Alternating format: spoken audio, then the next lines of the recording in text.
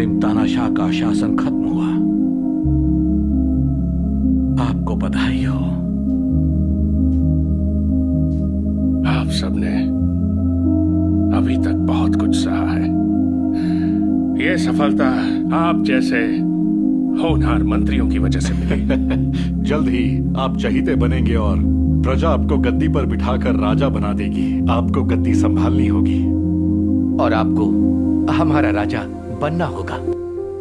आपको ही हमारा राजा बनना होगा। आप सब ये क्या? नए राजा को अभी गद्दी संभाले आधा दिन भी नहीं हुआ है और आप सब ये ऐसी बातें मत कीजिए। जी राजकुमार। लेकिन महाराज सालगोजी जंगल में गए थे तो उनका क्या हुआ? सुना है कि वहाँ मौजूद सब लोग मर गए, इसलिए शायद महाराज भी जिंदा नहीं बचे होंगे।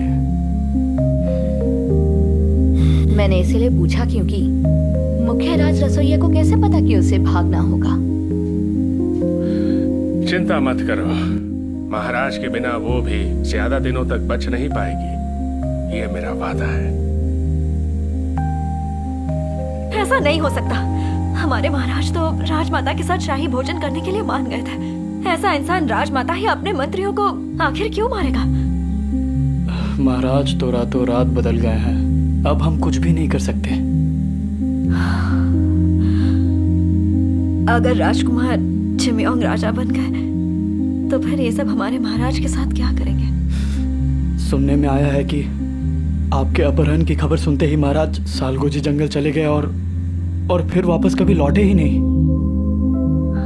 वो वहाँ मेरे लिए गए। जिस जंगल में महाराज गए हैं वो जगह लाशों से भरी पड़ी है, मानो वहाँ भयंकर युद्ध हुआ हो।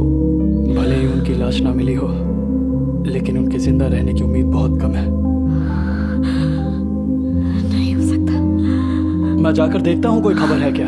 कुछ तो जरूर पता चलेगा। तब तक के लिए आप मेरा यही इंतजार कीजिए। जरा रुको।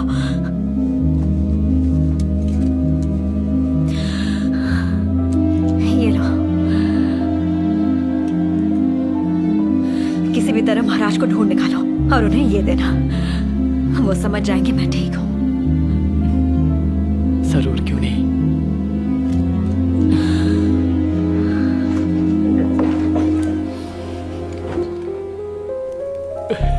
ये क्या हो गया?